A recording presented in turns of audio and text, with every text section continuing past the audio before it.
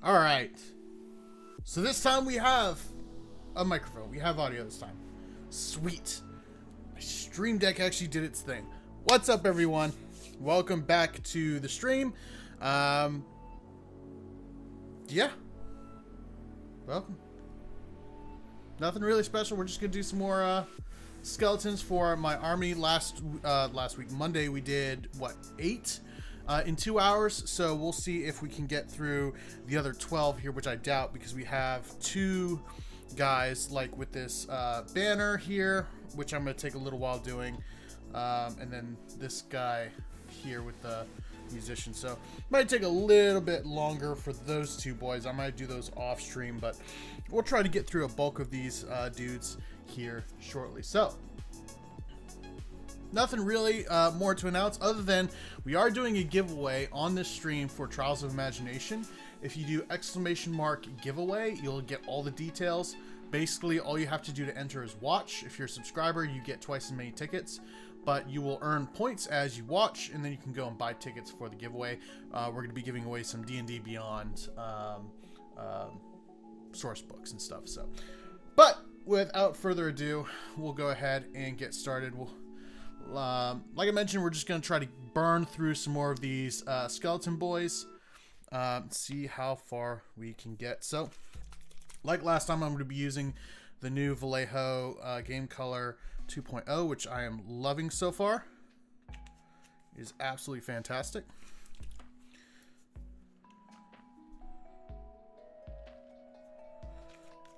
And we're going to use that for all the armor and the like. For all of the cloth, we're going to be doing red because red is kind of my army's shtick, if you will. And for that, we're going to use my favorite triad, which is Procryl's Mahogany, then 50% Procryl Mahogany with burnt red, and then my highlight will be just pure burnt red.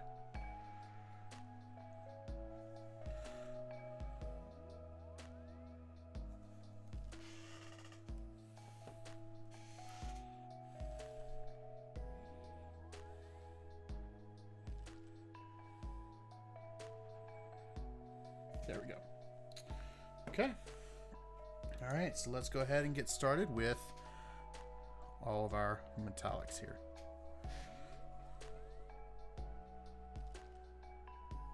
So like I mentioned on the last stream, I'm really liking these new Vallejo 2.0 metallics. They are absolutely fantastic.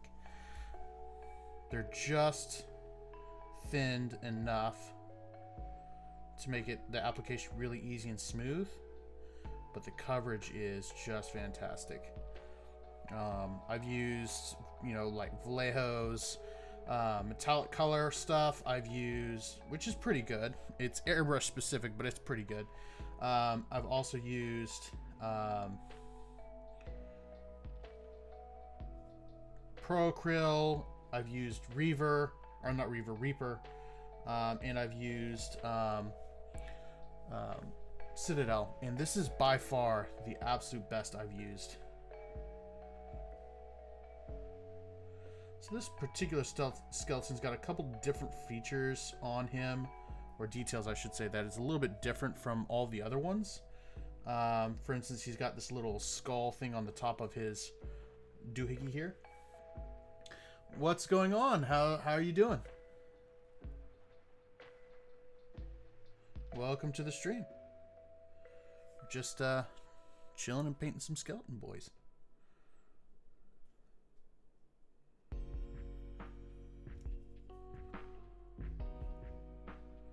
We're gonna try to burn through a bunch of these because I've got I'm going through a campaign with Age of Sigmar, and so I'm trying to burn through as many of these as I possibly can. Doing good, waiting for my printer to get here so you can get some skeletons of your own. Nice. What files are you using for your skeletons?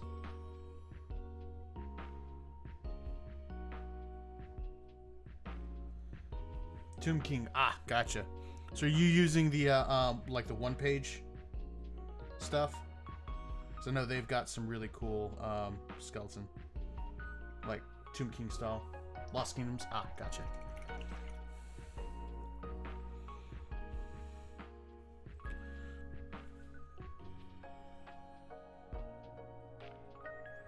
So I'm going to do his little scale mail here on the front in this brass, bronze, copper, or whatever you want to call it color, along with the little skeleton on top.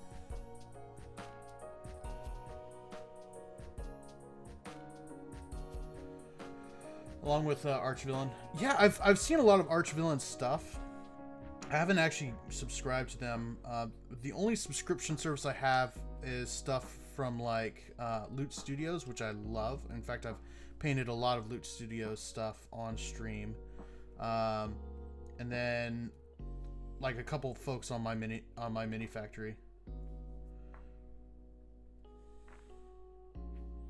It's like, in my mind, you've got to really, really like a style to go with something like Archvillain or Loot Studios or something like that. You know what I mean? So I tend to only subscribe to a couple.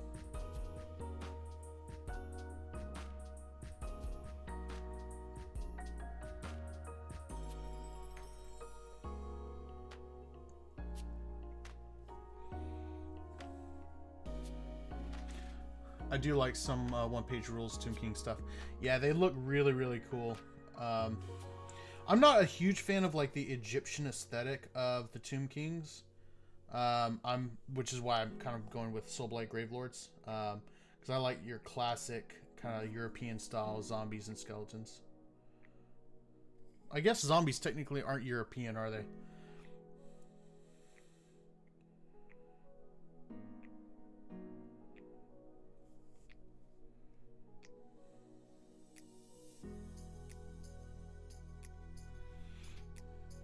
But like, you know, like sword and shield, steel armor, vampires, werewolves, that kind of stuff.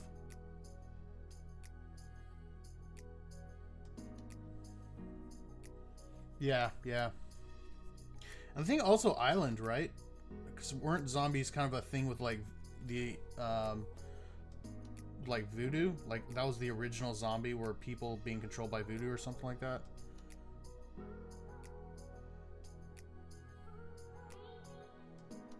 Or at least that's where stuff where like Night of the Living Dead got their inspiration from.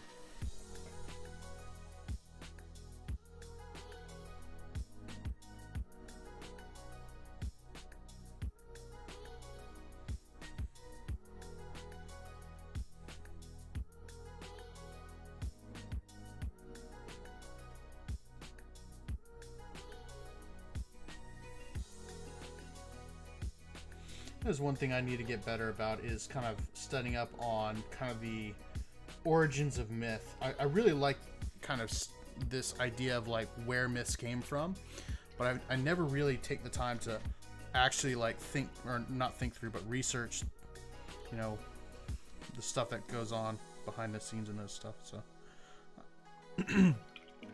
I do find it interesting though. Witch doctors and the sorts, yeah.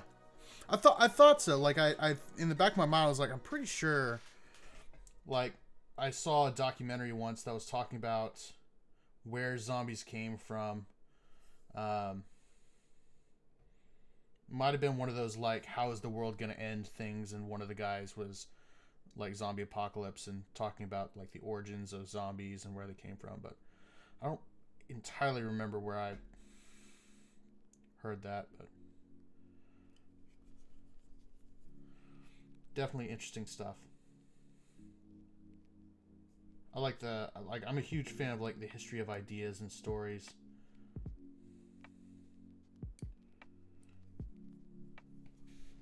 Much more than I am like for instance when I study history, which I enjoy doing. I'm kind of a at times I can be a history buff, but and about certain subjects, but I don't like being like, oh well, this thing happened at this time. I'm more of the kind of person who's like, oh, this happens because of this thing was written, and then this idea became popular because this other idea influenced it, and stuff like that. I love kind of working through that in history. Stuff's really fascinating.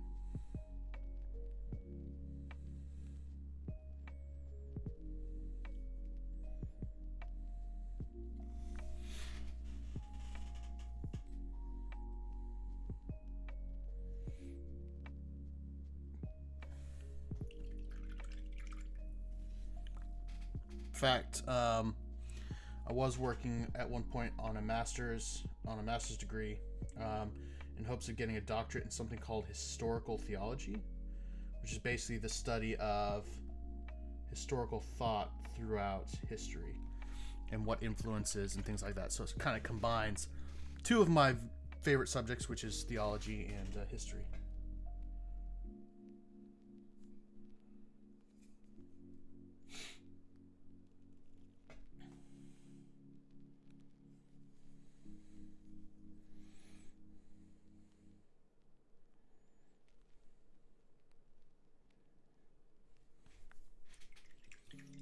Yeah, I like the old Tomb Kings, especially since they were only shooting undead. Now, I will say that is one thing that is super frustrating is shooting. Like, I'm just, my boys are just sitting there on the table, absorbing shots, not able to shoot back until I actually get into melee. Having said that, I played my first 2,000 point game with Soulblight Gravelords, and I had 95 models on the table. So I could, I advanced through their fire, and they really couldn't do much about it. They could take out a couple of my skeletons, but then the moment I fight, I can resurrect them, right? Because if I want with Death Rattle skeletons, when I choose them to fight, I roll a d4. I'm sorry, a d6, and on a 4 or higher, I just resurrect a zombie, right? So like, I go in, I get into melee, I choose them to fight. However many died that round, all I have to do is roll a 4 up, which is a 50% chance, and there's a 50% chance that skeleton that died gets resurrected. I thought Bone Reapers were gonna be the new shooting undead. Nerd! I obviously am Calico. You've been watching my stream for how long and you're just now realizing this? Or you've realized it for a while and you just wanted to remind me?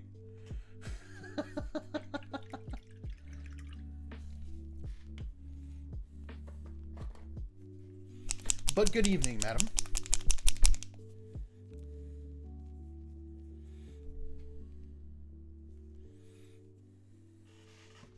We are still working on the old Spooky Boner Boys. I am going to keep that name, by the way. I really am. Like, that's going on my... that's what I'm naming my lists from now on. I didn't because I thought I had some transfers that had the alphabet on it that I could just spell it out, but I don't. So I'm going to have to freehand it. And I'm not good at freehanding, so I'm going to get some transfers that actually have the alphabet and do it that way, because I'm lazy and I don't feel like learning to be better at freehand for a gag. Even though it's a great gag and I'm definitely running with it.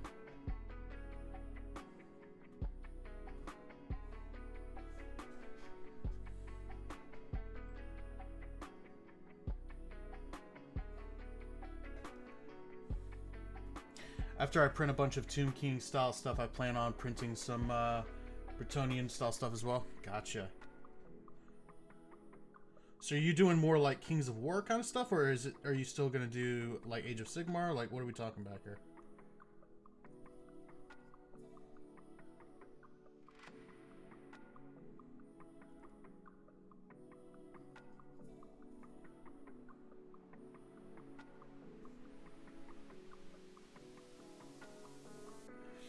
I guess there's no way to 3D print some. There technically are. You can do what are called quote-unquote 3D transfers. But 3D transfers can be fiddly and not really reliable to print. And because the banners I have are wavy and they have got holes and stuff in it, it would be really, really hard to get it to sit right. AOS with the Tomb King stuff I plan on using... Ah, gotcha, Cities of Sigmar.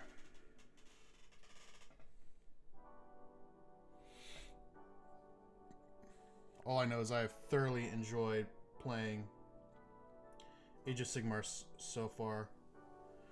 Right now, I only really play 2 or maybe 3 games of Games Workshop stuff right now. Because I used to be into 40k, but then I kind of stopped playing 40k because people were too competitive around me, and I'm more of a narrative guy. Age of Sigmar seems like it has a while it does have like that competitive aspect to it, it feels like there are just more people who want to play narratively than in 40k, or who are more willing to play open.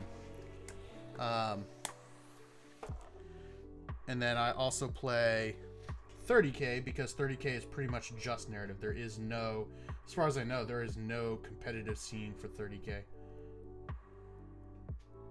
I'm hoping there won't ever be, because it's such a good game as it is without all that baloney. Okay, let's grab some of the good old-fashioned Nuln Oil. We'll go ahead and finish off these metallics really quick.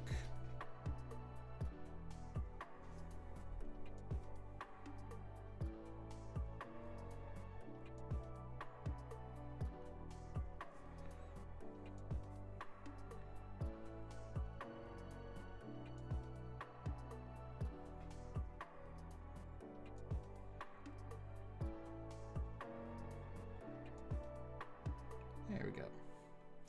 Yeah, I kind of view wargaming almost like I used to view stuff like Age of Empires and Total War and stuff like that, where I just want to play and have fun. I'm not really interested in tournament play with those two games. Now, I have played and enjoyed tournament play with oh, what is it called? I'm blanking.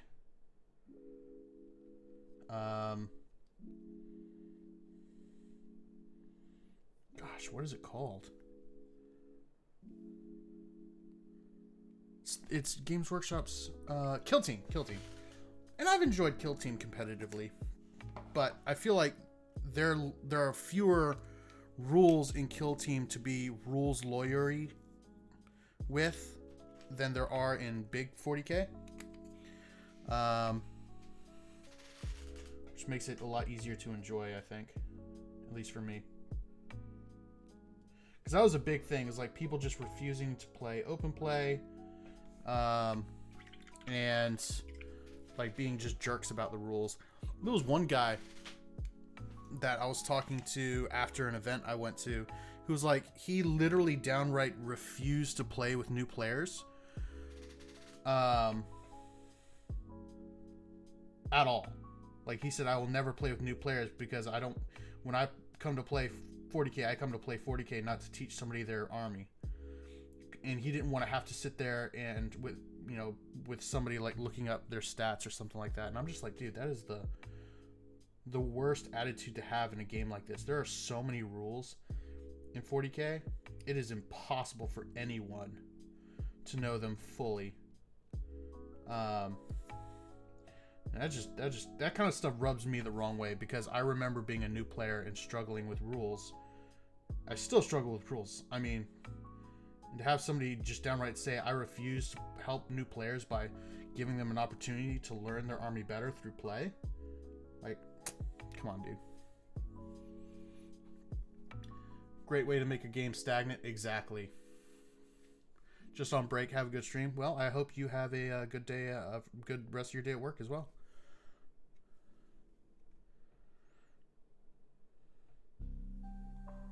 But I mean, the vast majority of people playing Games Workshop games have been really cool. For me, my bad experiences have come from 40k specifically. And I don't even think it's 40k in general. I think it's 40k in my area. There's several like competitive groups where they'll put on competitions and tournaments and stuff, and so that's what they want to play. That's what they enjoy, and that's perfectly fine. I just don't enjoy having to stress over every single move so that I don't lose a tournament. I just want to sit down, drink a soda or a milkshake, or if I'm in somebody's house, have a beer, have some chips, and have fun playing a nerdy war game, you know?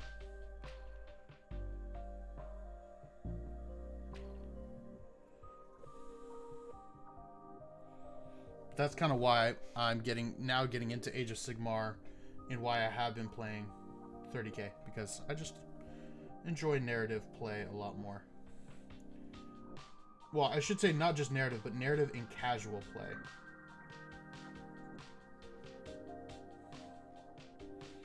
Part of that, I think, comes from me having a past, or not a past, but a like D&D.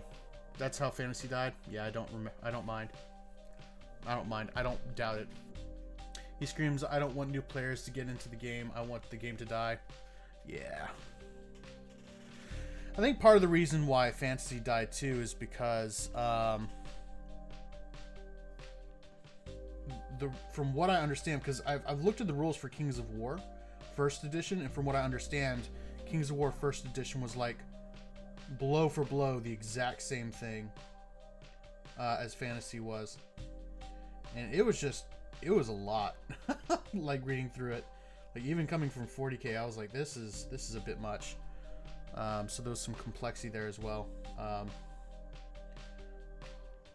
But yeah, I've met some people who are into the competitive scene with fantasy battles, and I definitely could see that it was like a little bit more on the crunchier side, if you will, as far as the people that played it.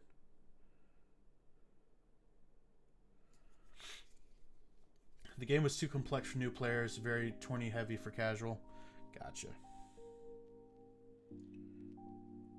I think in that's one of the frustrating things too, is like Games Workshop kind of like in the source material kind of almost act as if it's more narrative, because like there's a lot of fluff in, you know, your codexes and your rule books, and your battle tomes and all that kind of stuff. But then at the same time, they focus, like they have an entire show on Warhammer Plus called Meta Watch that all they do is talk about meta. And it's like, okay, well, which do you want, right? So like, I feel like a lot of their stuff leans more towards tournament players, but their material makes it look narrative, or like it should be narrative, because it's just so lore heavy, right? I don't know, maybe that's just my perception. My perception is incorrect, because I haven't been in the wargaming community for long. I've been in it for about, I don't know, maybe a year and a half, 2 years. And maybe my perception of what is and is not a competitive game is a little bit skewed. But that's just kind of what I've noticed. I played Fantasy Tomb Kings. I had only 2 ways to play them: tournament style, turn the enemy, or casual, game and lose every game. Yeah. And that's kind of what I didn't want to do, right? Like, I wanted to build an army, and I wanted to, hey, I win some, I lose some. But every time I played, no matter who it was, I was playing a tournament list that was designed to absolutely destroy the opponent. It just wasn't fun, right? I think I played 10 games of 40K, and I won, I think, 2.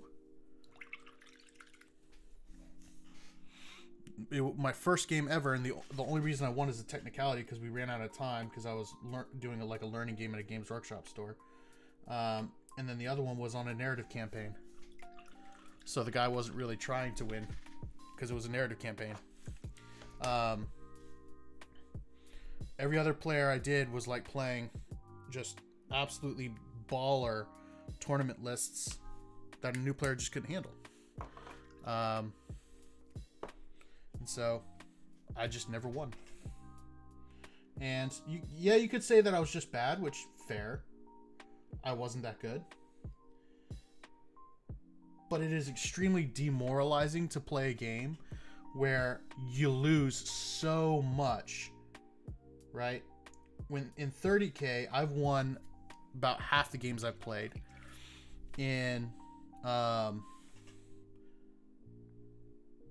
Kill Team, I win about 3/4 of the games I've played. Age of Sigmar, I've got my 3rd game coming up, and I've won my 1st game and lost my 2nd game.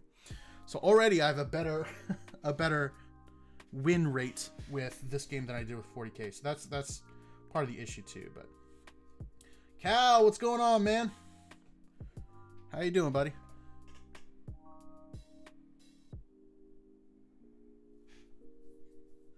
Exactly. It was so bad I had to stop playing because the only time I could ever get a game in was tournaments. Yeah. And then, of course, like, there's just the codex creep. Which, I say that, I'm going to be benefiting from codex creep here in a little bit because they're supposed to be releasing a new battle tome for Soulblight Gravelords here in a bit. But like I didn't want to sit there and just out here drinking milk and watching streamers and I'm out of milk.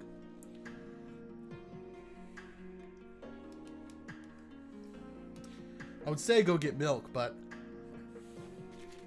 you would have to come back. Not sure if that joke worked or not, or if it landed, but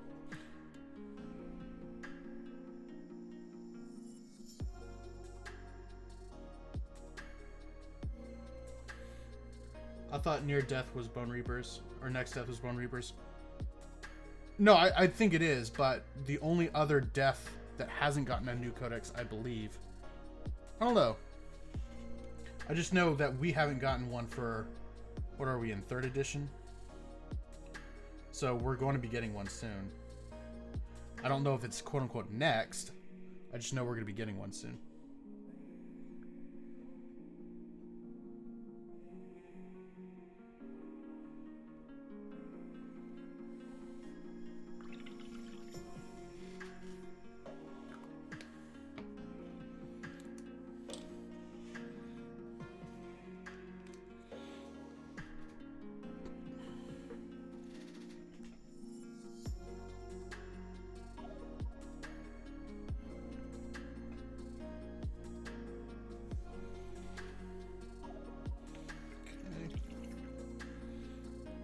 Where's my Agrax? There it is.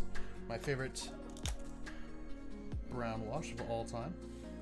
Dude, I'm so low on this. I am almost done. Finally downloaded Battlefield 2042. It's actually a good game. Bro, we need to play. It is actually a fantastic game. It's a lot better now. They've made a ton of changes. Like, one of the big complaints about Battlefield 2042 was that it didn't have any scattered terrain.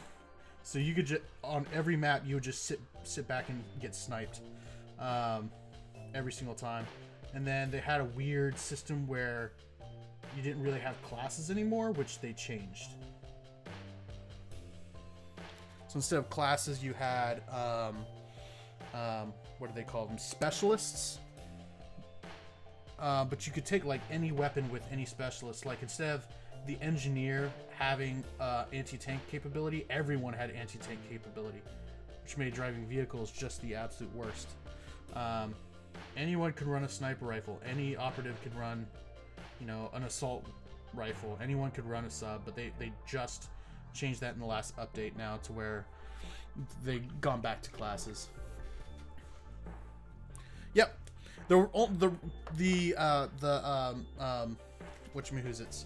The specialists are kind of from when the game first began, because they didn't have classes at all when the game was first released, which kind of took everybody by surprise. All right, so we are 30 minutes in and we've gotten 2 finished, so we are kind of ranging right in the same area as last time. So on Monday, where we got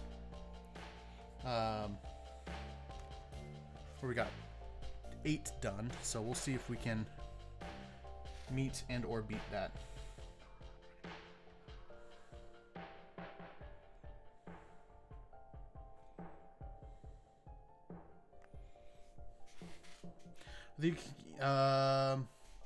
I think you still can do that. Actually, do what exactly? I'm sorry, I missed that part.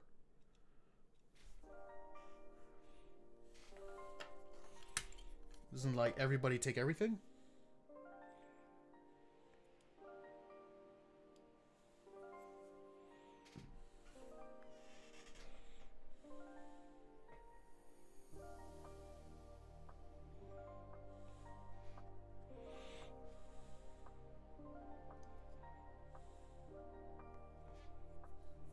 Then you can just use any weapon on any specialist. Just not every specialist, Billy. I think you can't take anti-tank on everybody anymore either, right? Like, you used to be able to take the recoilless rifle with every operative. I think they changed that. I don't know. Maybe I'm confused because when I logged on last, I hadn't played in like several months, and so I log on, everything's different. So it may have just been like in a different menu somewhere.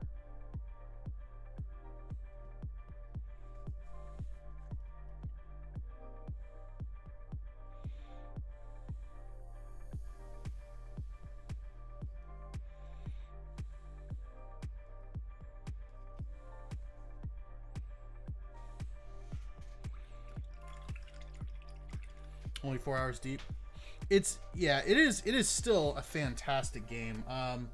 They made a lot of really good improvements over the last few updates, and it's gone from kind of a like what had been touted as the worst Battlefield game ever created to actually, I think, one of the better Battlefield games ever made. Definitely better than Hardline, I think we can all agree.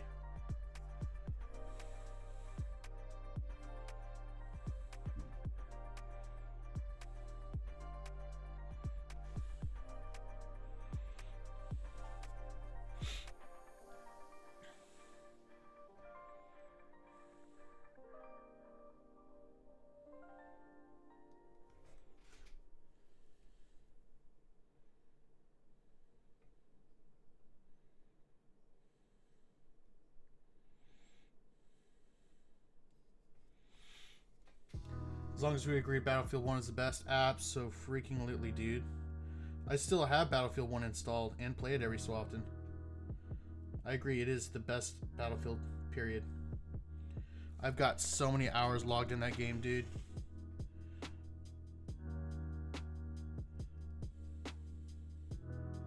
Believe it or not, the weapon that I used the most was the SMLE. Because I had the Lawrence of Arabia skin for it. And dude, I would be able to just click heads like crazy with that gun, dude.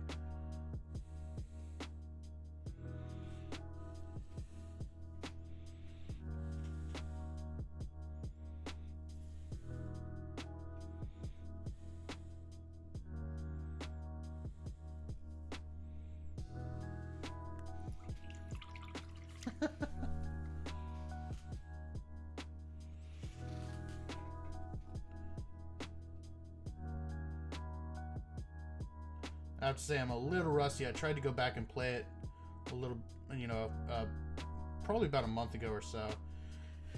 So rusty. So I used to play it on Xbox before I built my gaming PC. And then the other day, I hadn't played it in a long time. The other day, I think it was like a Christmas special or something like that. They had Battlefield 1. Was it Battlefield 4, Battlefield 1, Battlefield 1942, or I'm sorry, Battlefield 5, all on for like $5 or something crazy like that. And so I was like, you better believe I'm picking this up. And so I got back into it for a little while. But unfortunately, since I played on Xbox, none of my classes were the same.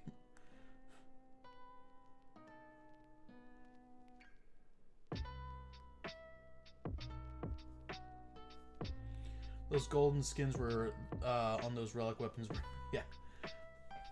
The white and gold for the Martini Henry was gorgeous. Yeah, it was. Dude, I worked so hard to get the Martini Henry, and it was not as good as I actually thought it was going to be. Like, it was super powerful, but the bullet flight time was so slow, I actually ended up going back to, I can't remember which rifle I used the most. I think I might have either used the Mosin or the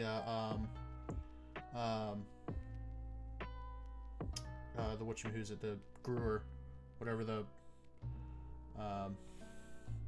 German one was.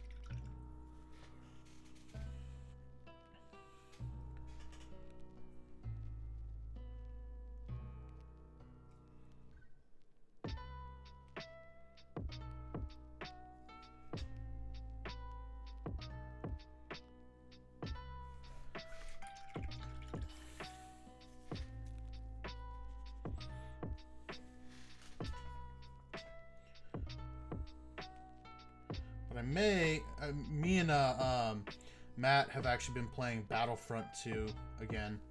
Now that is another good game.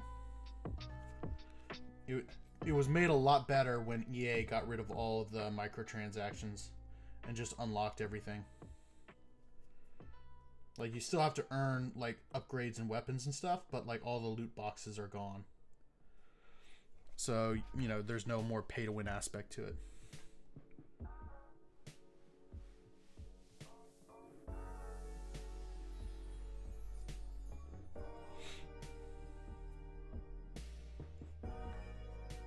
I still have that downloaded too. Dude, we should squad up. You, me, and Matt.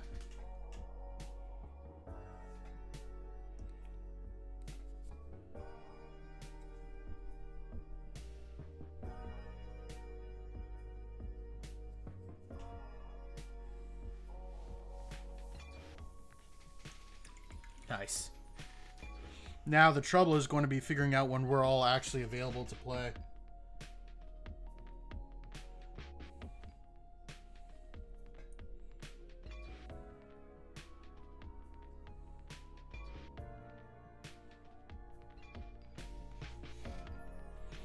We could also convince Matt to download 2042. I know my brother, who's on stream every so often, he also has Battlefield 2042. So we've got options here, man.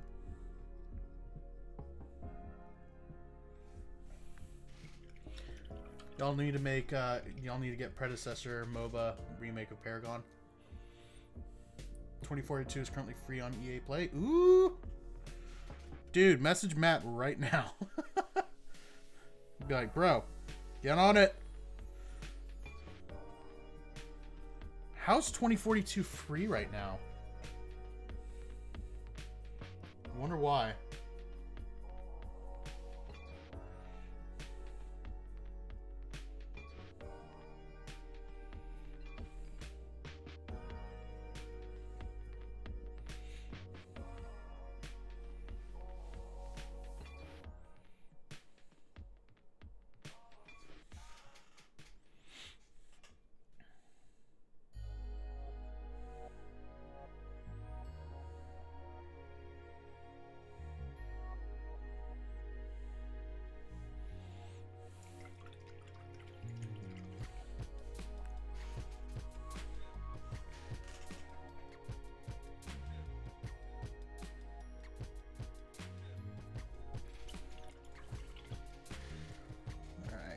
And last, a little bit of highlights for this boy.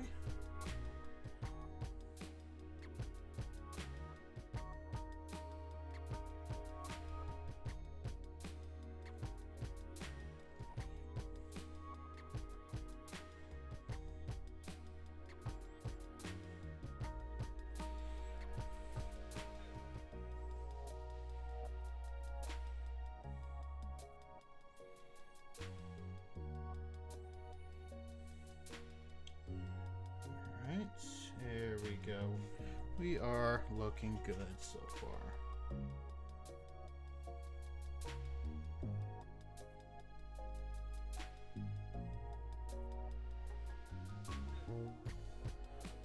Cool.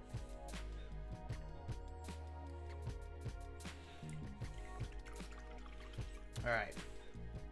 Let's toss some wash on here and call this one done.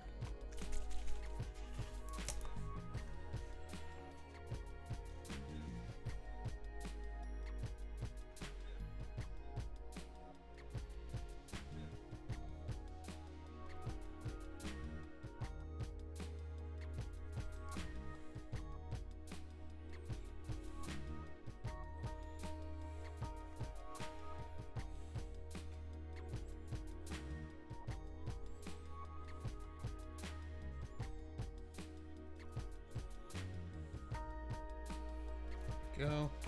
And then some Agrax for our leather.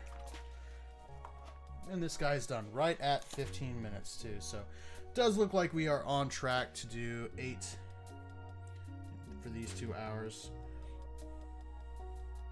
Unless we get a couple quicker guys. I think that's all we're gonna be able to do. This is all right.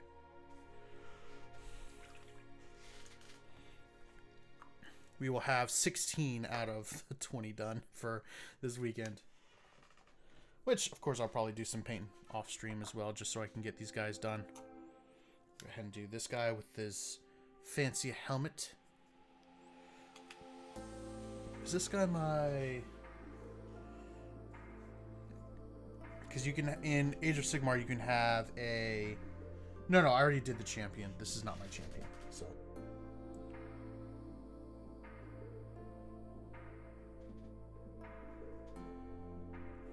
Just want to make sure I didn't need to do anything fancy to him, which I do not.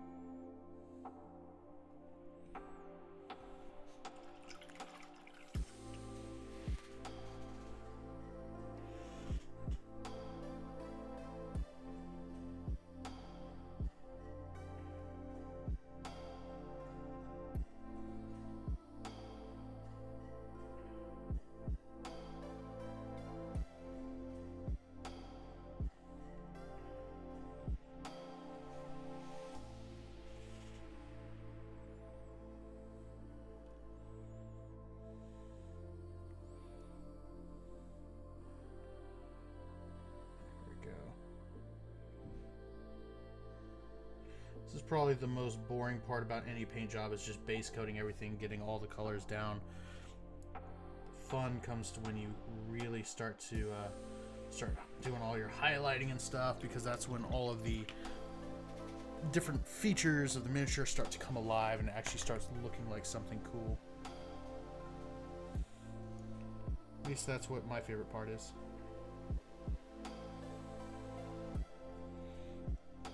So I missed a couple parts on here for my actual bone color, so I'm going to kind of fix that really quick.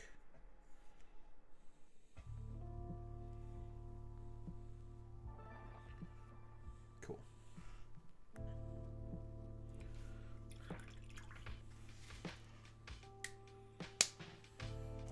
I don't really ever use things like contrast paint, but in this case I am, just because I'm kind of trying to rush through this, but I still want it to look good.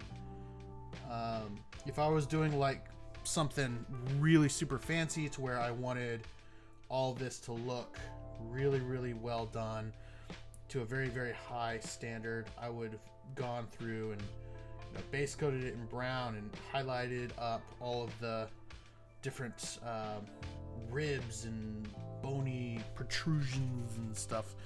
But this guy is just going to be one in literally 100 miniatures on the table. So it's not exactly super important that every detail is immaculate. Because this isn't for like a competition or anything. This is just tabletop ready. Which, of course, I still want it to look good, but it's not super important that it look perfect.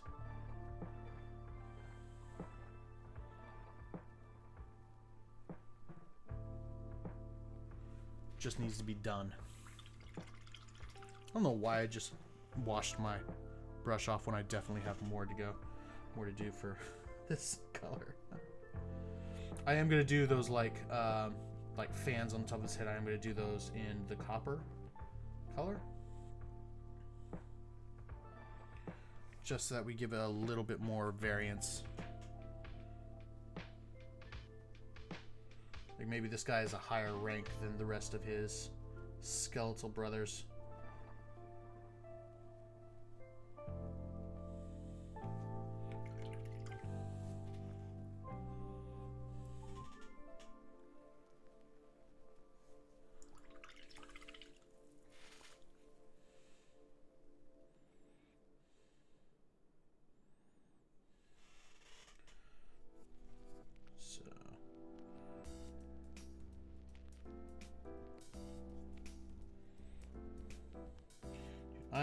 I'm falling in love with this copper color. It is so nice. It's called Hammered Copper, I believe is what it's called. Yeah, Hammered Copper. It's so pretty, dude.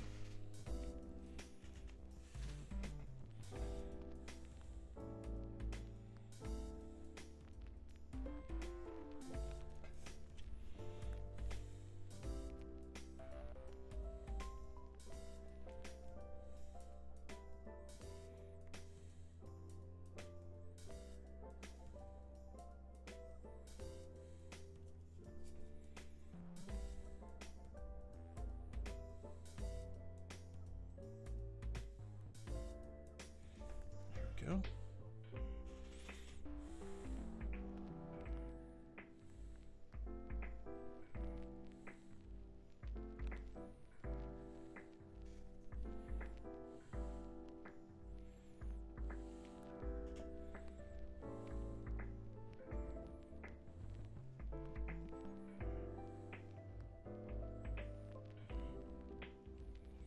I may need to go back and do a little bit of correction on some of this, but that's okay. Mistakes with painting are not permanent, so.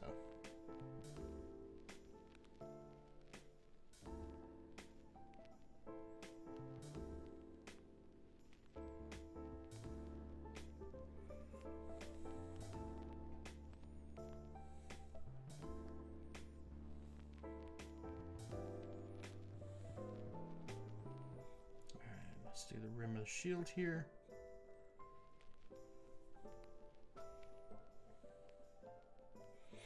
And then I'll also do the little cap on the bottom of his scabbard.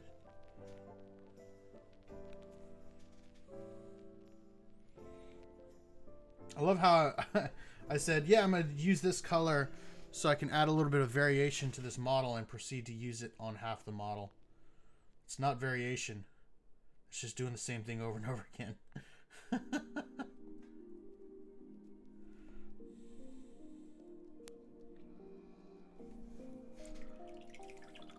Happy little accidents. I don't know. Some of them aren't so happy, and some of them don't make me so happy either.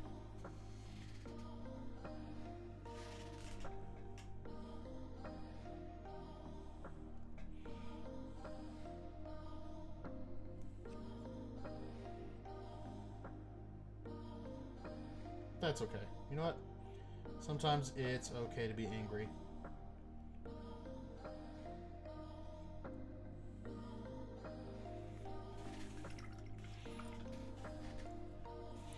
Because if nobody ever got angry, then nothing would ever get done. No justice would ever be done. No change would ever be made.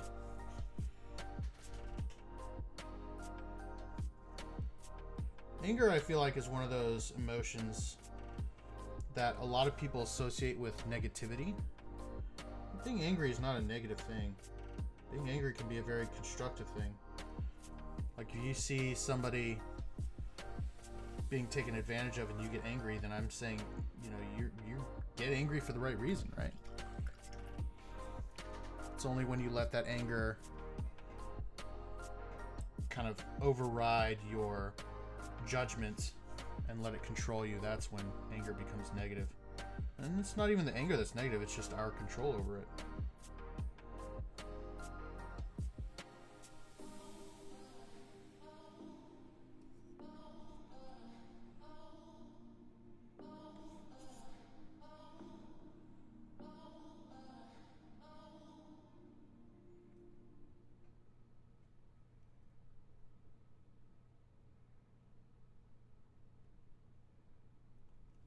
There we go. Remember when you dropped, I believe it was Liam's D&D mini in the paint? Oh yeah! I definitely remember that. In fact, it has been immortalized on my TikTok page. So yes, I definitely remember that. I was so mad, dude.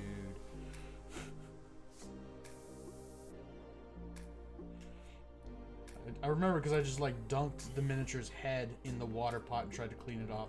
It worked for the most part.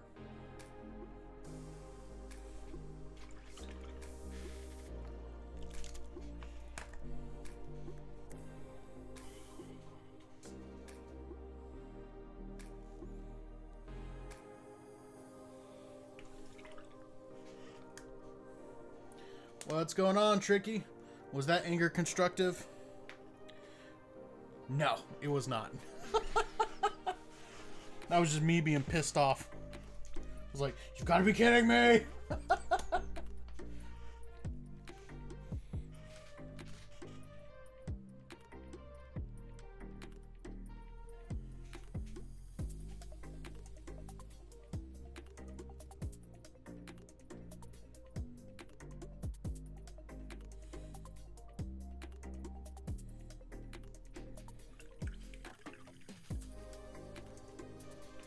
Hope you are having a good evening, Trick.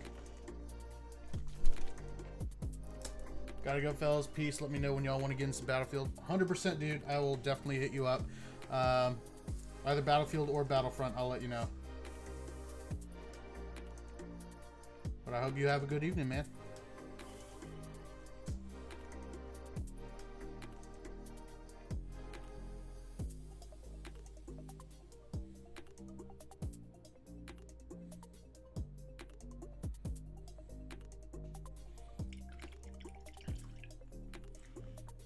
Sure how that didn't dry yet, but whatever.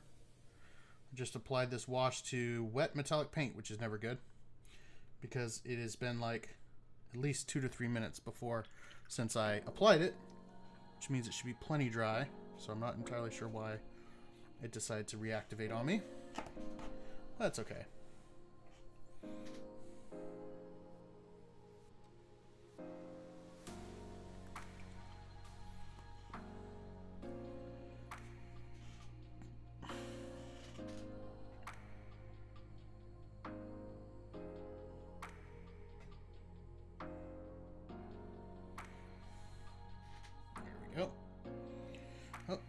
Do need to do final highlight on the red cloth, and then we'll move on to the next boy.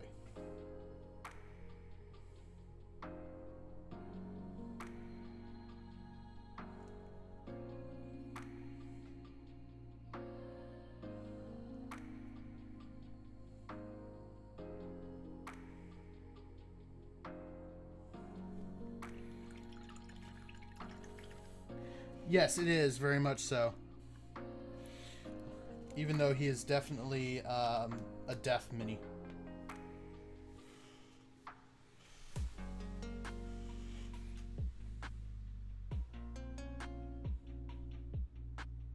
Okay, so we have fully painted 4.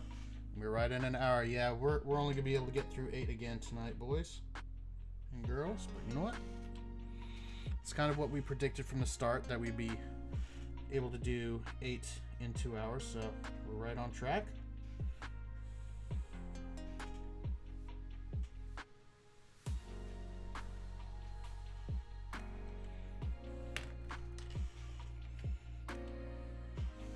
So the only thing I don't like about these was just demonstrated just then.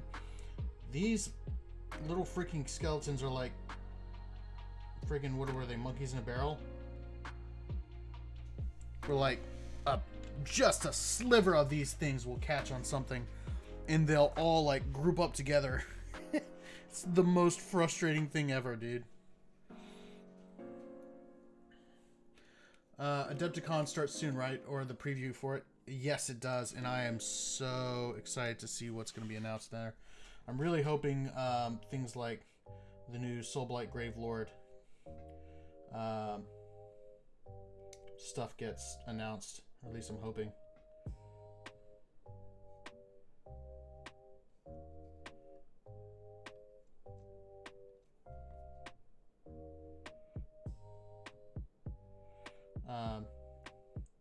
I wonder what's gonna happen. Like, is Games Workshop gonna do the whole like Thursday preview still, or are they gonna let all of that out at Adepticon?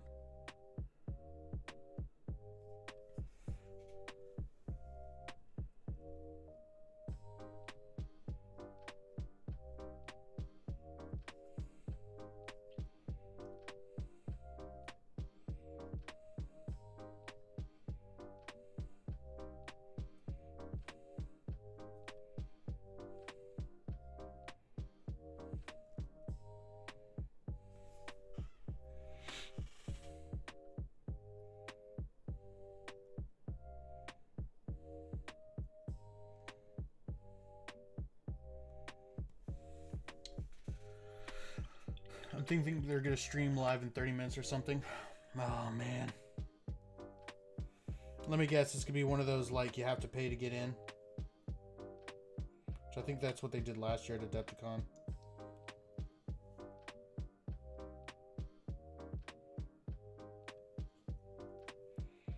There we go. There was a freaking hair on this thing, dude. I couldn't get it off.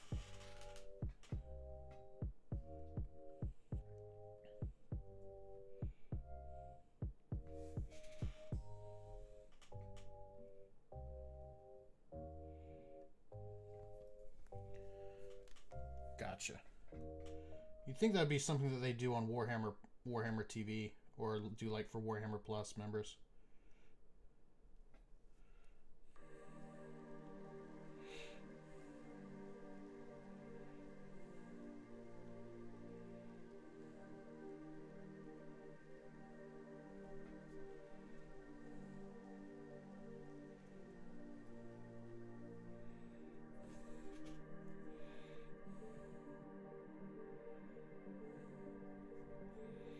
There's so many little folds of cloth on this model. Holy crap.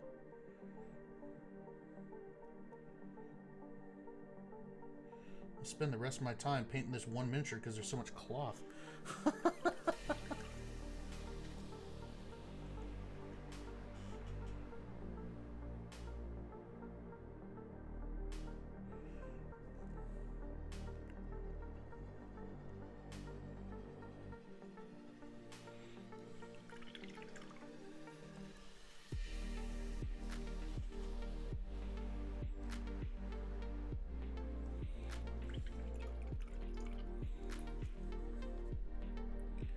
Yeah, I am.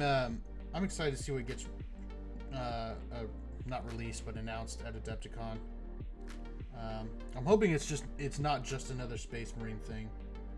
Like, I am a huge fan of Space Marines, but it feels like I kind of made fun of people for complaining about that. You know, being like, oh, that's all Games Workshop released. I'm like, okay, dude. But now I'm starting to get into like Necrons and 30K and you know, Age of Sigmar and Kill Team and all this. And now I'm like, all we're getting is more Space Marines.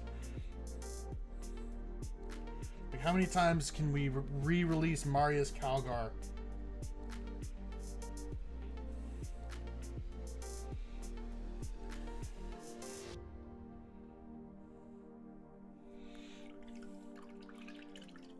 All I've really heard that people did expect was a Lion model for Dark Angels.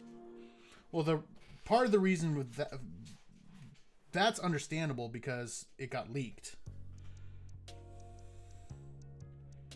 So I'm guessing they're like scrambling to find something else to announce, because that got leaked like what, a couple weeks ago, which is hilarious.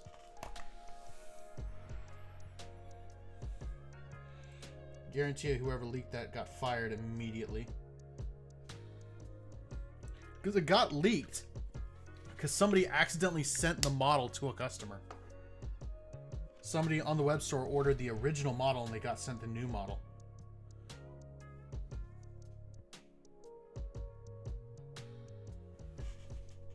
There could be some 10th edition stuff, but it seems to be an event later the year. Yeah. I was just kind of talking about this earlier, like why I quit 40K. I'm just really hoping there's more of a narrative focus that comes about in 10th edition, because I really like 9th edition, or not 9th edition, 30K 2nd edition. If they start doing more stuff like what's in 30K, I might actually go back. And I'm talking in that case rule sets, because the rule sets in 30K, there's some things that I really wish would bring over to 40K, such as reactions. Reactions are nice, dude. It seems that like the direction they may start going in, because there are reactions in AOS, although not as many as in 30K.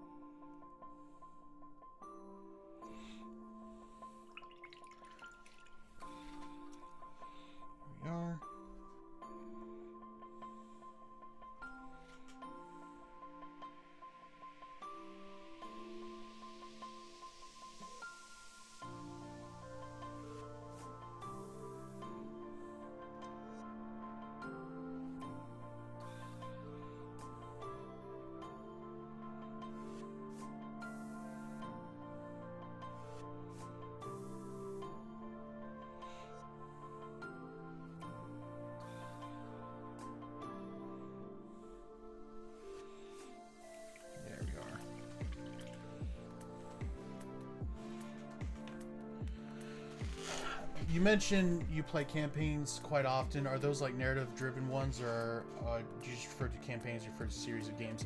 So there is a style of gaming that's in every rulebook that I know of for Games Workshop, and essentially it is narrative play. And what narrative play is, typically you do what's known as a campaign, and in campaigns it is a series of games that kind of culminates in like the story-driven gameplay. So like, for instance, in my current Age of Sigmar campaign, the guy who's running the campaign has stuff like territories that we have, and when we win, we gain territory, and if we lose territory. And then we all have like quests and stuff that we can work towards, and things like that. So it's less of like I want to win, and more of I want to reach my objectives, right? And I could lose a game and still earn my objective, and still get my objective, right? So it's a lot more focused on that. And the reason why I like it more is it's not as sweaty, right? It's not a bunch of guys trying to win one game. It's a bunch of people looking long term and trying to kind of come together and figure out what this story looks like, and it feels like you're shaping the world. Like when you're playing a tournament, you're focused on one game, right? But what if I want in the end, like my end game is to make an army that which can win a certain battle to take over this territory. I may lose my first 3 games because I'm building a specific army for a specific task. And so it's not really about wins, losses, although there are some aspects, like for instance, we're going to get like gift cards for the person who wins the most games and for the person who is the second from the bottom. And it's I can't remember what it's called, but it's like you didn't get sandbagged, but you're also not the best player. So just stuff like that, we're just there to have fun, and it doesn't really matter if you win or not. In fact, you could still quote unquote win even if you lose a game. So but if you look up Age of Sigmar, or like go on to like Wahapedia or something like that and look up Age of Sigmar Path to Glory, that's their narrative style play. And then there's also a section in the 40k 9th edition rulebook that's called narrative play. And then in Kill Team, I believe it's called Special Operations or Spec Ops, maybe one of those two.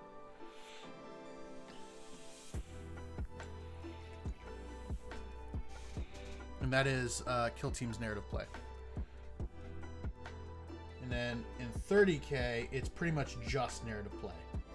There aren't any like matched. I don't think there are like matched play rules for Horus Heresy.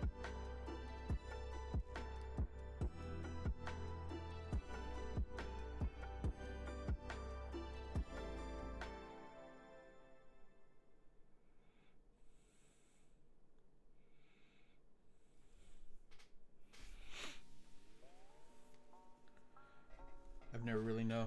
Yeah, it's a lot of fun, and again, it's a lot more fun than like tournament style,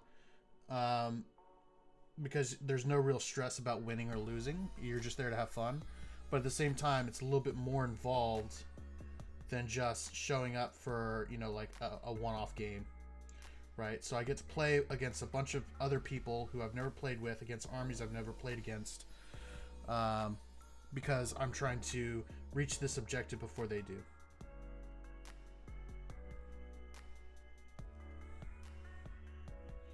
So it's just a lot of fun.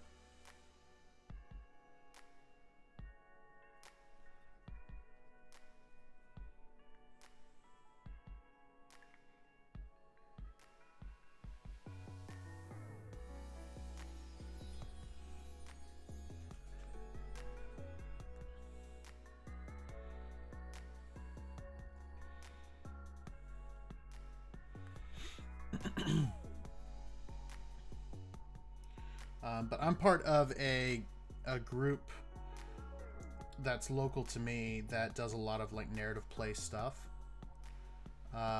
mostly Horse Heresy, but a couple of the guys will have done AOS campaigns and stuff like that. So one of the reasons I enjoy going to that particular local game shop. It's not even a game shop, actually. It's a hobby store. So like the whole place is focused on like, they've got a lot of Warhammer stuff, but they've got like a lot of Gundam, model cars, model airplanes, like RC cars. But they also have like a ton of like tabletop wargaming stuff. So they've got like one day per month, they'll have like a day where a bunch of like historical tabletop wargamers will come and play. They'll have a day specifically set aside for people who play Horse Heresy. They'll have, you know, like leagues that come and play, that call that store home. They have like obscure games that people come and play, like Mordheim. And I say obscure because it's a quote unquote dead game, right? Like I've even seen people there playing Titanicus and whatever the like air-based game is for 40K. I can't remember what it's called off the top of my head.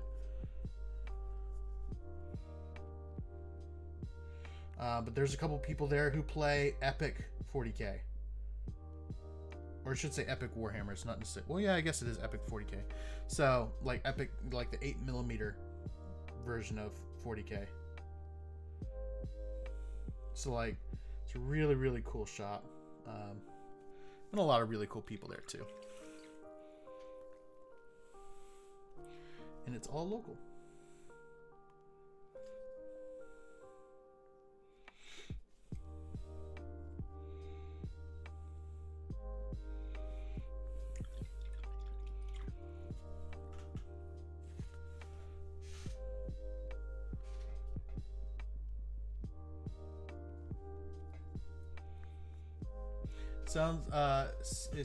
I mean, it could be a little bit of competition, but to look at 40K as a purely competitive environment seems strange.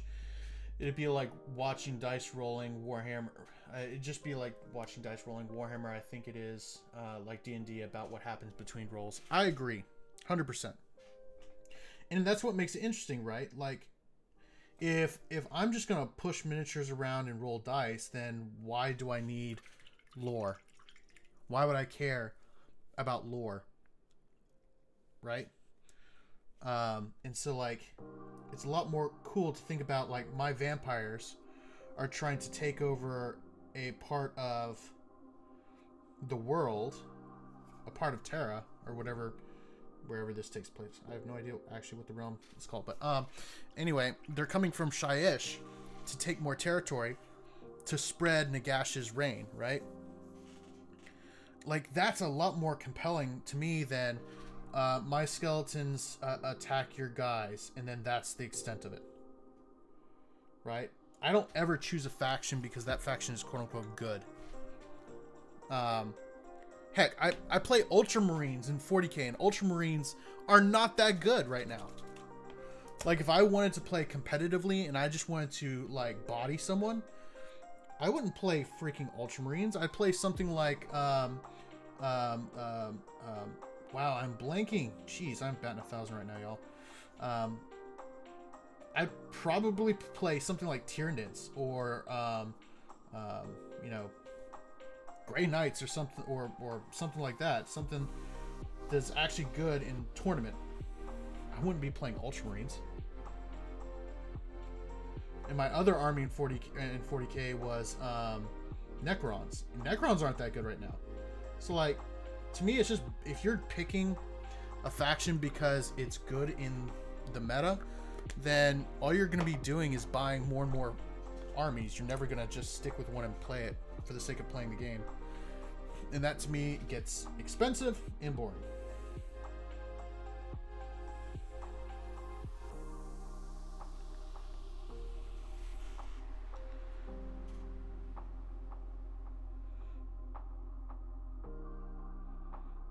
That's why I have, while I don't like this faction, that's why I really respect orc players.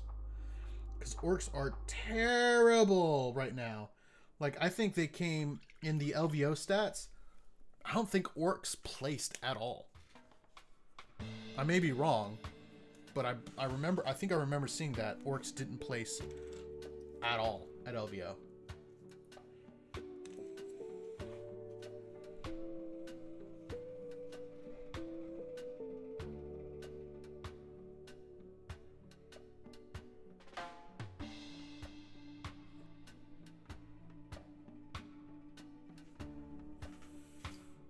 Exactly.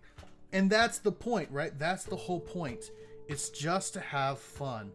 Like, just, like, I feel like just saying the name of your units would be the most fun you've ever had in your life. Like, what is it called? The Boomthraka Snazwagon is one of the units in Orcs. Like, that's just amazing, right?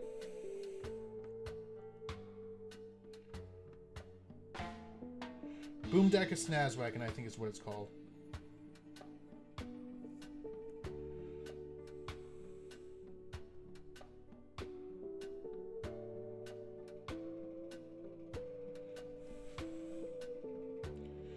And for me, being able to say, all right, I'm going to move my Boomdaka Snazwagon, and I'm going to shoot your Ultramarines, like, that to me is more fun than being like, all right, I'm just going to sit in cover until I can attack you, and then I'm going to attack you, and then move back into cover. And then just playing, like, again, obviously I play to win. Right? Like, I am a competitive person, but I guess what my point is, I don't like the competitive scene. So I just feel like there are too many people who are just there to win instead of to have fun. And to me, I try to win, but I also try to have fun. Like, the best games, the most memorable games that I have playing any Games Workshop game are the ones where I win by like 2 points or 1 point, or I lose by 1 point, or we tie or something like that. Those are the best games, dude.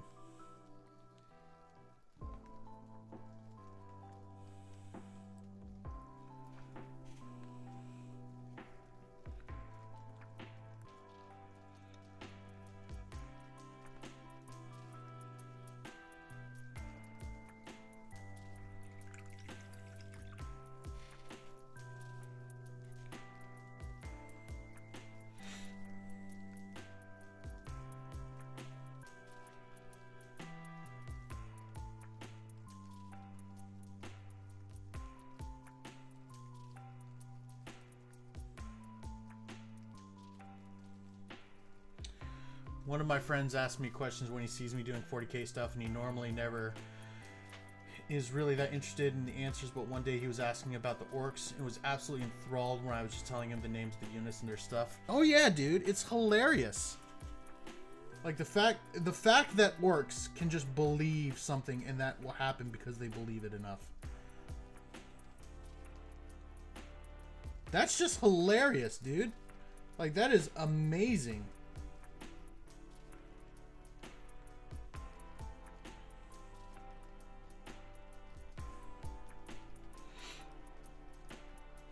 And the fact that they're fungus, too. I find that to be exceptionally funny.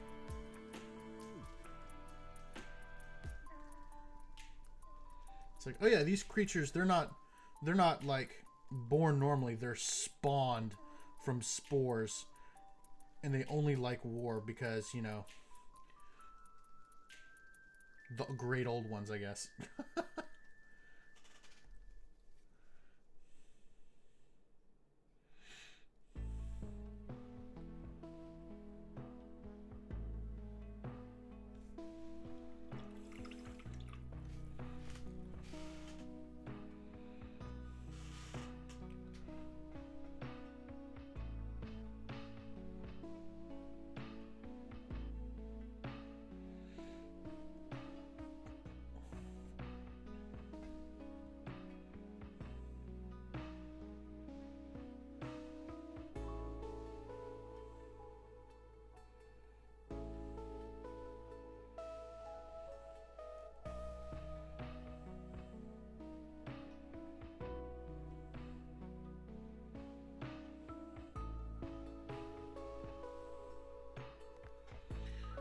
And my other friend said some Some say the only reason the Emperor could still be alive is because the orcs believe he might be, and he was suddenly so interested in the whole universe. Yeah, exactly. Exactly. There's actually a theory out there that the Emperor will eventually become the 5th Chaos God. Because imagine billions of people pouring their love, affection, and worship towards a single being, right? That's how Slaanesh was created, through the excess of the Eldari. So can you imagine the excess that the Imperium of Man has poured into their belief in the Emperor? Like, I don't know, man. He's gonna be the next Chaos God.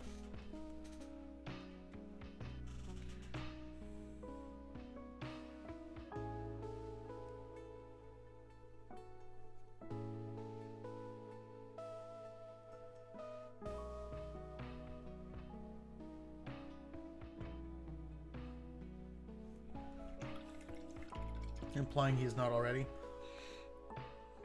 I mean, it hasn't been confirmed. The theory is that he will eventually be confirmed as the next god of chaos.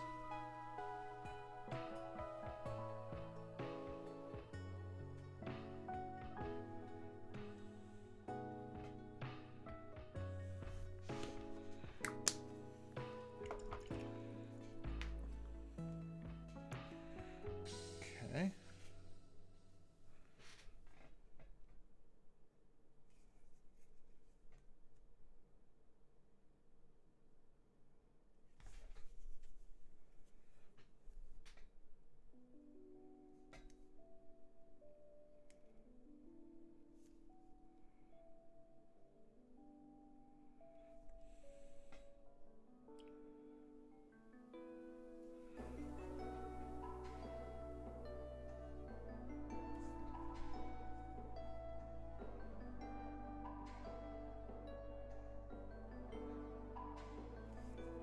Go.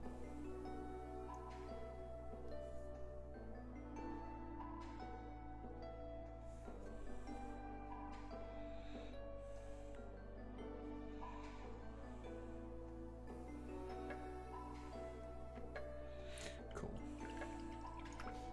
All right, let's go ahead and some of these cloth needs a second coat here.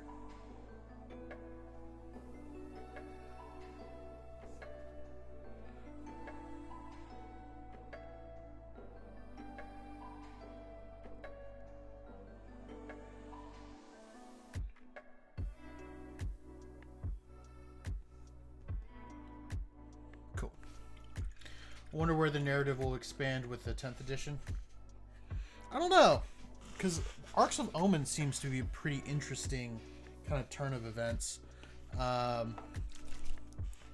So obviously, like, when did the fall of Katie happen? What edition was that? Was that 8th?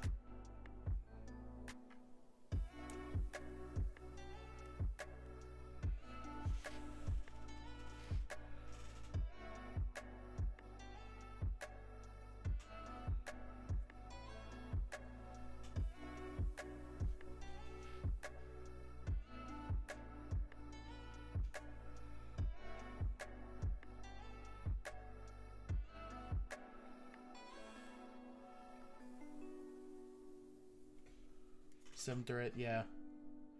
So my guess is going to be probably like knowing like what's going on with the Arcs of Omen. I would almost hazard a guess to think that there will be a second Siege of Terra.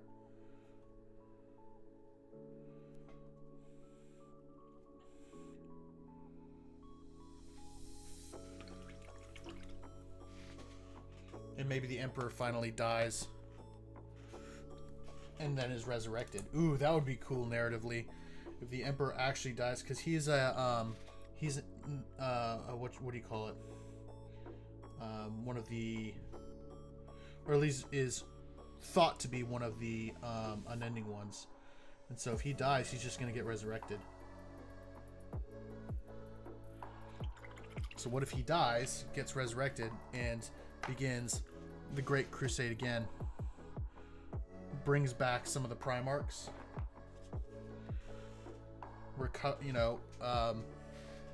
Learns from his Ooh, that would be interesting. What if he like, I learned from my mistakes, and tries to kill the Primarchs? And so now you have a second civil war where it is the resurrected or chaos god of humanity against the Primarchs. Dude, that would be sick.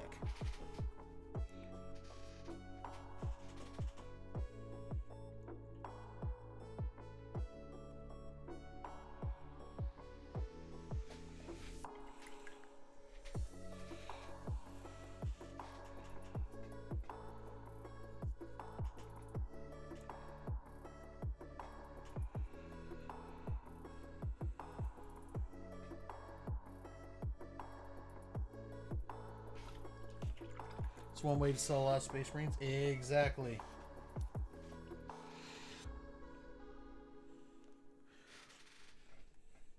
Well, not only sell a lot of Space Marines, but can you imagine? What if the Orcs got involved? What if humanity decide to start aligning themselves with some of the Xenos races, such as, I don't know, the Aldari? Because the Aldari, at least one Aldari, helped resurrect Guilliman.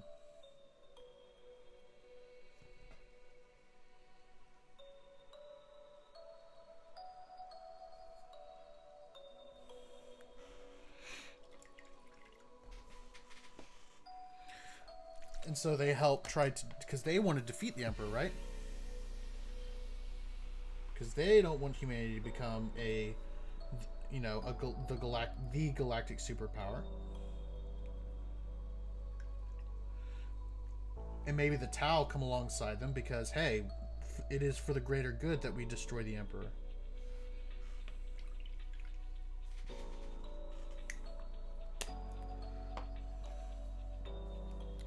Alright, so that was number 7, and we've got 30 minutes to go. So yeah, we are right in line to do 8 tonight. But hey, who knows? I could get 2 more done.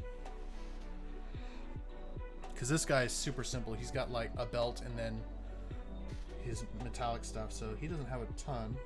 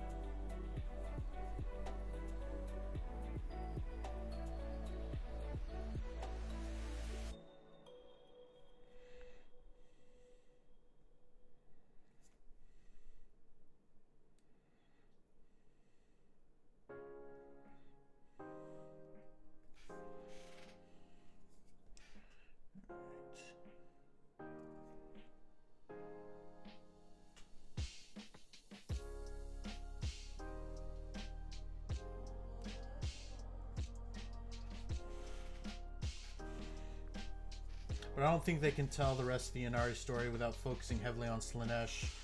And I'm sure they don't want to make Slaanesh the forefront of anything at the moment. No, they probably don't.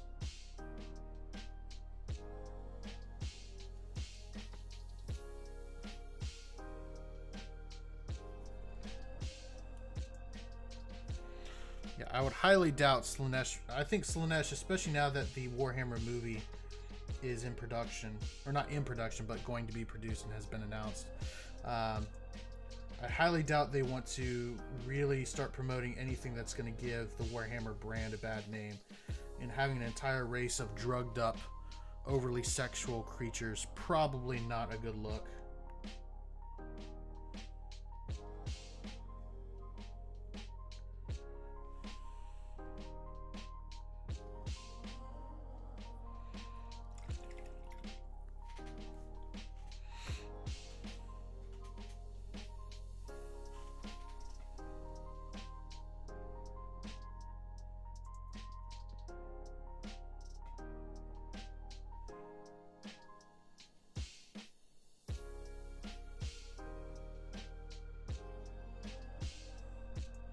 That is one of the things that I'm kind of nervous about with 40K coming to the forefront.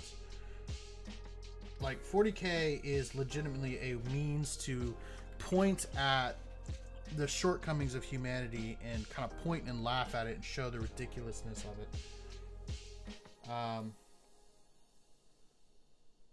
And I'm concerned that that won't go over well. Like, people will think that, oh, Warhammer... Well, obviously, the Space Marines are just fascists, so Warhammer bad because fascists is like, well, no, that's the point. There's no good people in 40K. Humanity sucks, right? They're xenophobic, racist, a-holes. And so, like, yeah, that's the point. Is it's pointing that out and saying that's not good. But I feel like that kind of nuance is going to be lost on a lot of people.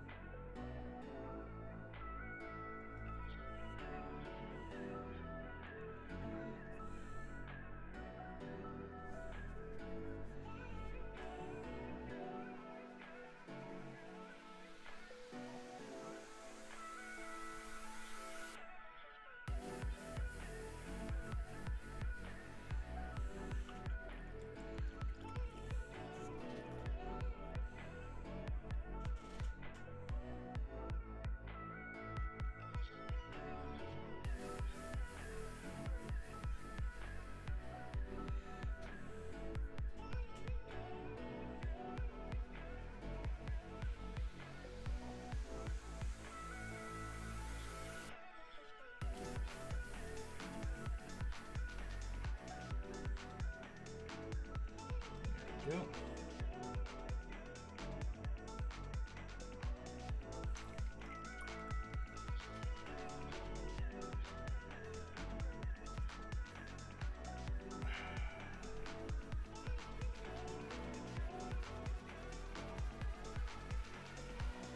Cool. Now I need to touch up some of the contrast paint. Really quick.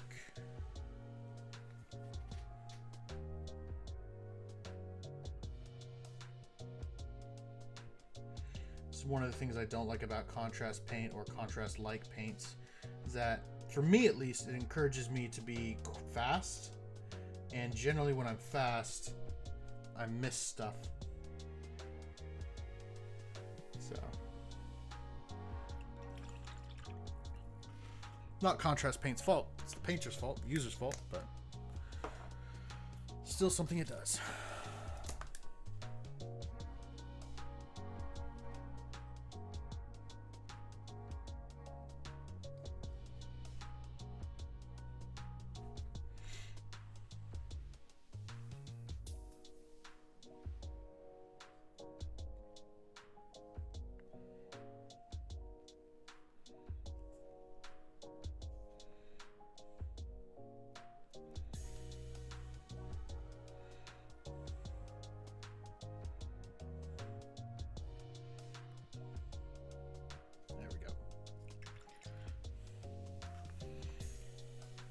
But it could be a bit of a Starship Troopers kind of deal where those who don't give it the correct time will think it's glorifying the very thing it vilifies. I think the story is told authentically, deep-rooted satire becomes more obvious. Yeah, and that's the Starship Troopers is exactly what I'm kind of concerned about. Is like a lot of people didn't really realize the Starship Troopers was exactly that. It was making fun of what it was portraying. And so I'm kind of scared that people won't get that about 40K, about the universe, and start to glorify it on one hand, and then on the other hand, misrepresent it.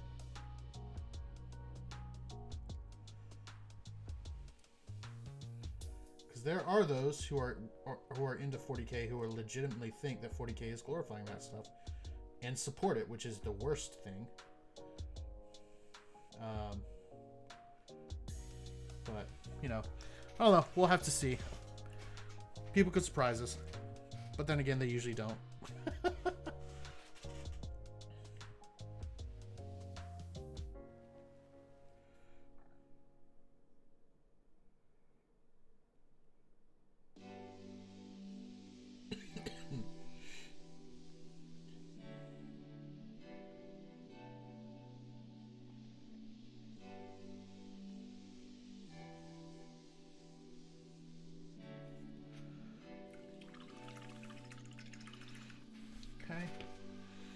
Agrax Earthshade, and then that one is done.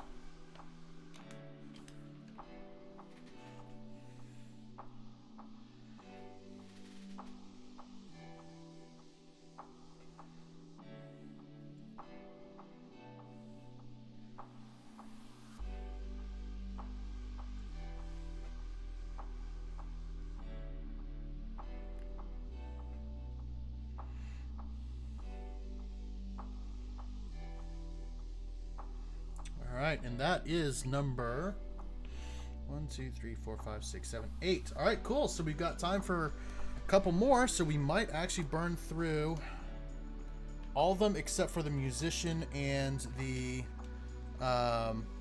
standard bearer, hopefully. Unless I've missed something somewhere. So let's go ahead and start in with this dude here.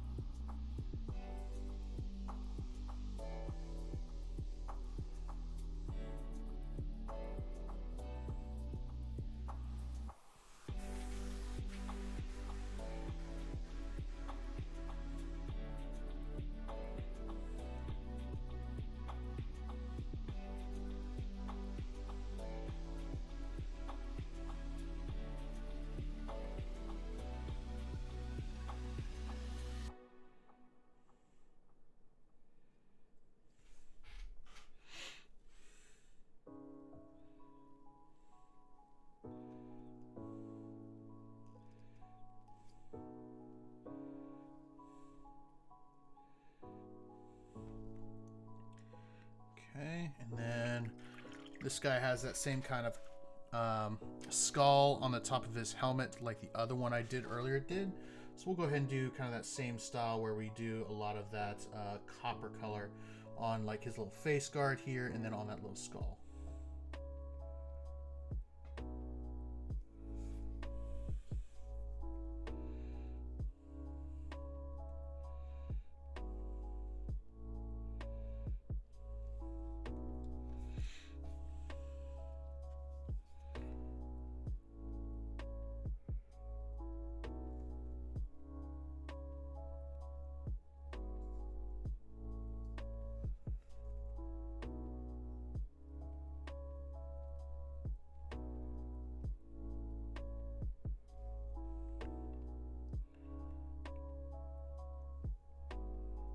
Sorry if I'm not talking as much as I normally do, but kind of in the zone, if you know what I mean.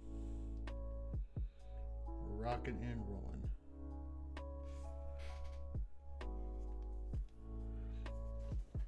This is a good point where you can see the finished line of unit. Yeah. And I've already gotten 8 of them done, like full done, based and everything. It's in my box over there. I might pull them out just so that we can see how I'm going to be basing them. But these are all 25 mil bases, so I'm going to be pretty simple, and it's pretty much just going to be texture paste and maybe a few tufts here and there, but nothing super fancy.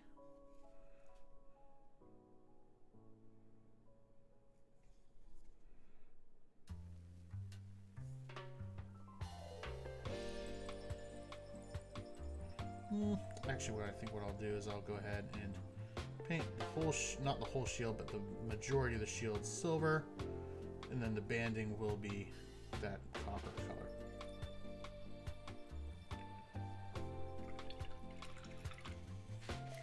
Because this is actually a full unit of, well, technically not a single unit. I could split them up into 2 units instead of 1 reinforced unit, but there's 20 of them in this unit. So a lot of boys.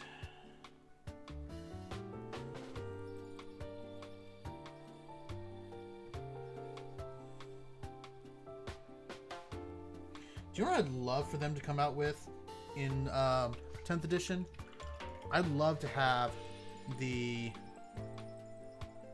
I'd love to see female Space Marines.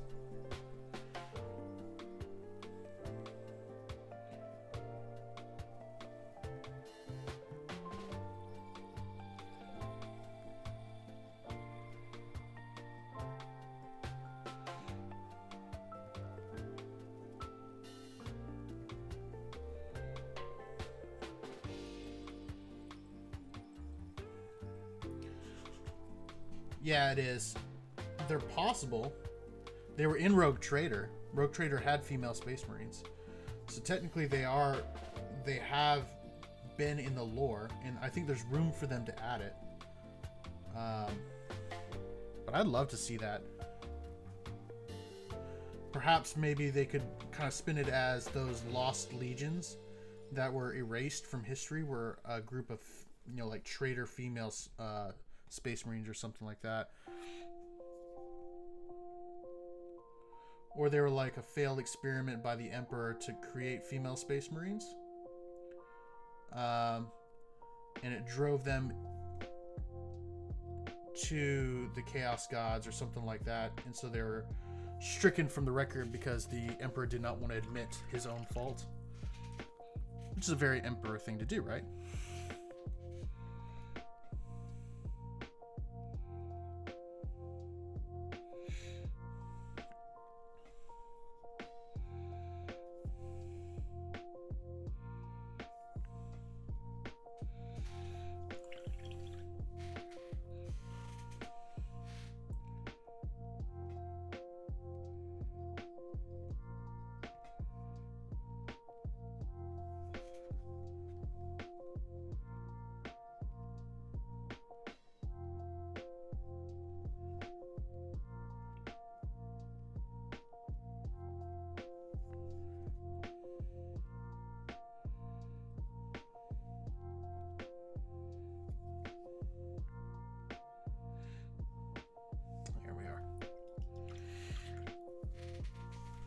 I don't necessarily think they need to add them.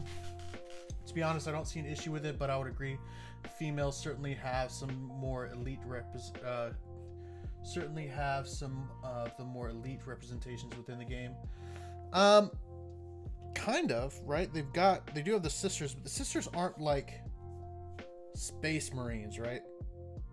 So you've got like obviously Astra Militarum has females. So there's definitely females in 40K. I just think that it'd be really cool to have like an actual like legion of female Space Marines versus the sisters. The sisters are cool, but like if you don't like their aesthetic, you're kind of left with the Guard if you want female soldiers or characters, or not choosing a human.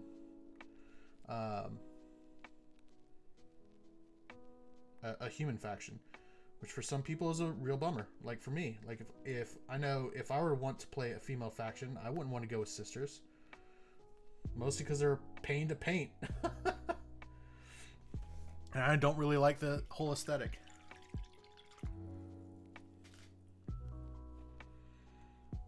Oh, you're talking about the Sisters of Silence, but that's not a faction. That is a unit within a faction. And they're not Custodes. They're Sisters of Silence. And they're also not Space Marines. They're not genetically modified. They're born with that warp defect.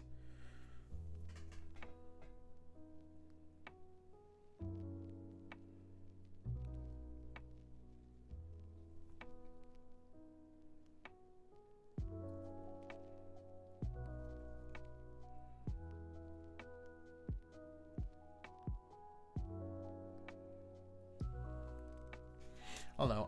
I'm just more I'm for more variety overall. Because like think about this for a second.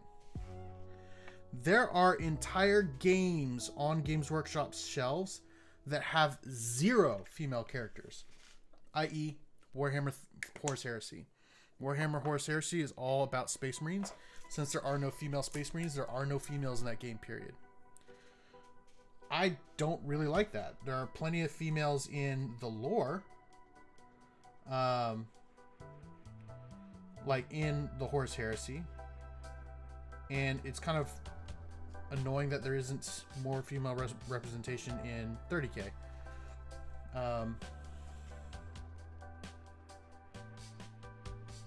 So I don't know. I think it would be cool. I'm not necessarily like, if there were a female faction, I'd 100% play it. I just think it would be cool to see just a bit more there. You know what I mean?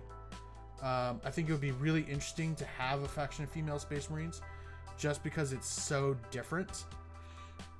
That's why I'm saying maybe it's something that was lost to time that nobody really knew about, but is being rediscovered to give it a little bit more pizzazz, or lore reason. I just think it'd be cool, you know?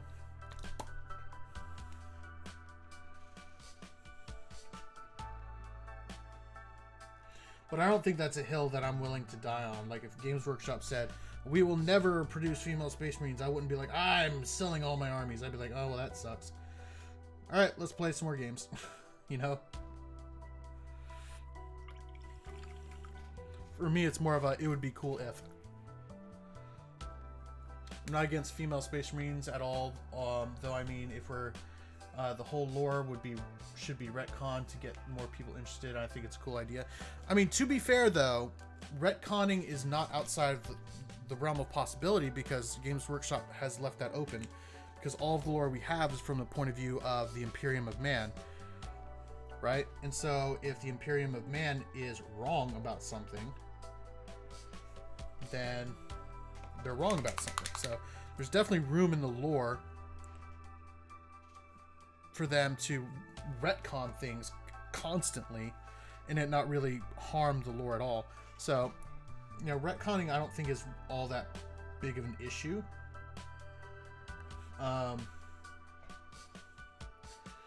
And I do think it would get more people interested in the world. But I do think they could also expand the depth they have for female forces that exist 100%. They're probably not going to, but I wish they would. Because I think Warhammer 40K still has this kind of for the boys kind of air about it, and I don't really like that. Like, I don't think I've ever played against a female opponent. Not because I don't want to, but it's just because there are so few. And I would love to see more female representation, not just in players, but also in factions. Because I feel like they would just totally destroy in 40K. Like, my sister used to play me and my brother in things like Age of Empires and Total War and win quite a bit. So I think, you know, I would love it if, like, I could go to my sister and be like, yo, check this out, female Space Marines. I will buy you an army if you play it. You know? But yeah, I just think it would be super cool.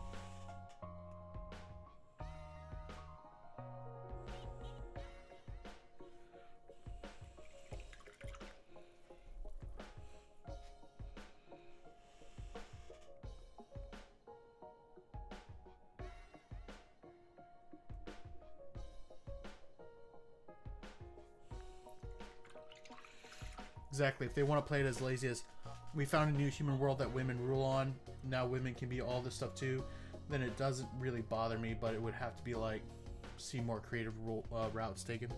Well, that's what I'm saying. Like, they could do the whole, like, you know, hey, there were 2 legions that were stricken from the records of Space Marines. Well, maybe those 2 legions were female, and the Emperor just didn't want to admit that he failed to control, you know, like a female Space Marine Legion, and they all went off and did their own thing. You know, because that almost happened to the Blood Angels, right? The Blood Angels almost got stricken from the record. So who's to say, like, this really, like, tough team of, like, female Space Marines just up and left? There's, like, screw the Emperor, like, before Horus said that, and went off and did their own thing for a couple centuries and then came back. That'd be kind of cool lore. And it would give them a lore reason as to why they left, or why there haven't been, you know, female Space Marines up to this point.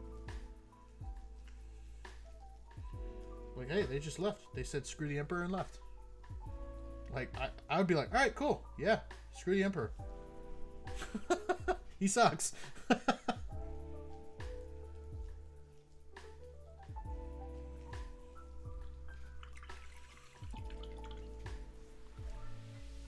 The Horus Heresy. Touche.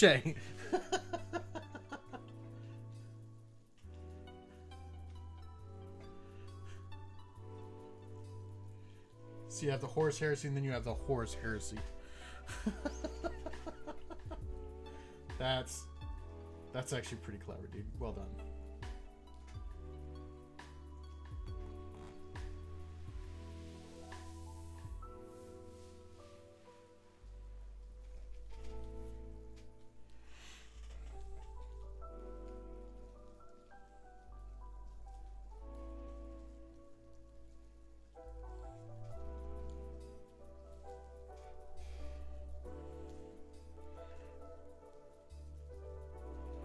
So once we are finished this boy, we'll go ahead and end the stream, because this will be our 10th and final boy. And I'll go ahead and pull out some of the ones that we did last week and kind of show you how I'm going to be basing them, just so you can see the finished product.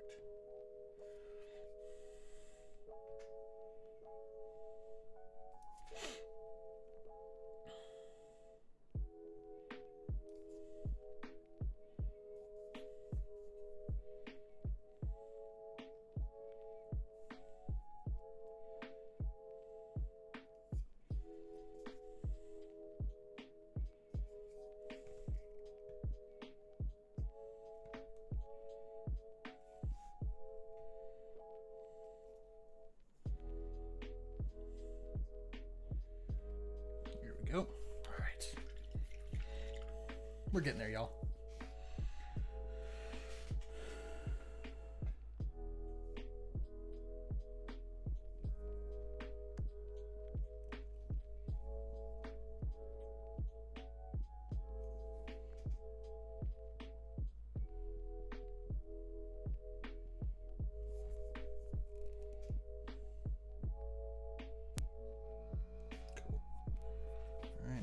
This to the handle, and then I'm going to grab some skeleton horde, and I'll do that same thing that I did with the other horns on this guy. So basically using skeleton horde contrast paint to get a gradient from light on the top of the horn to dark on the bottom. Yes, Stormtrooper, I am a nerd, and as are you. I learned it from watching you.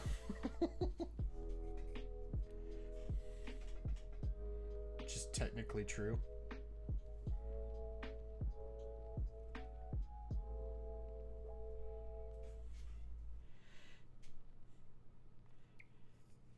What? What? Jeez.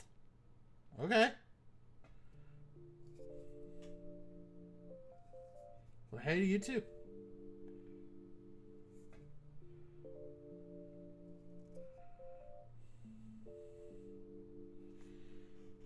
Have a good one, man. I'll talk to you later.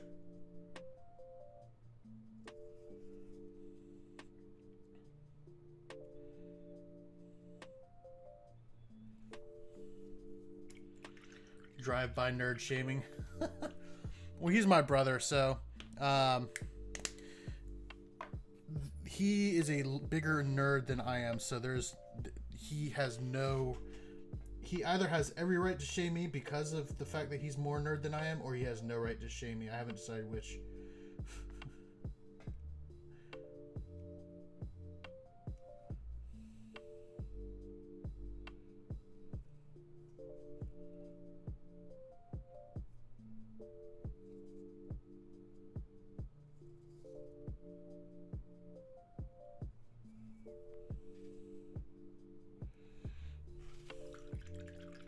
I shame you because you're a nerd. I am super nerd. So he's shaming me by saying I'm not a super nerd.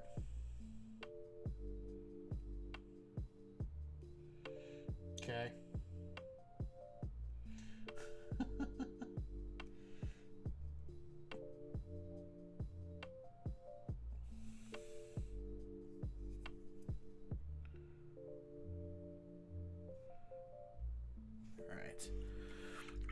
Time to apply a wash, and then we are done. Anyway, out for reals. Rank shaming you. Exactly. What a jerk.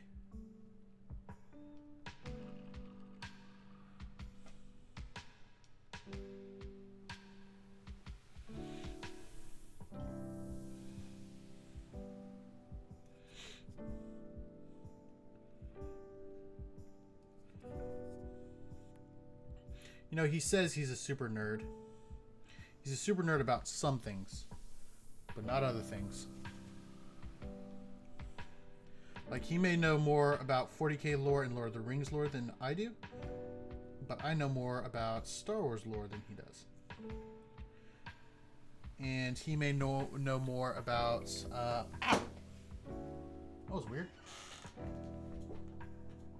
I had like an arm hair get stuck on this bottle. That was weird.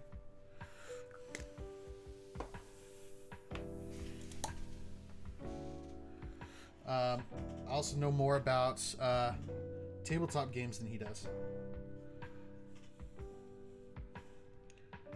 So like I think we're both super nerds, just super nerds in different categories.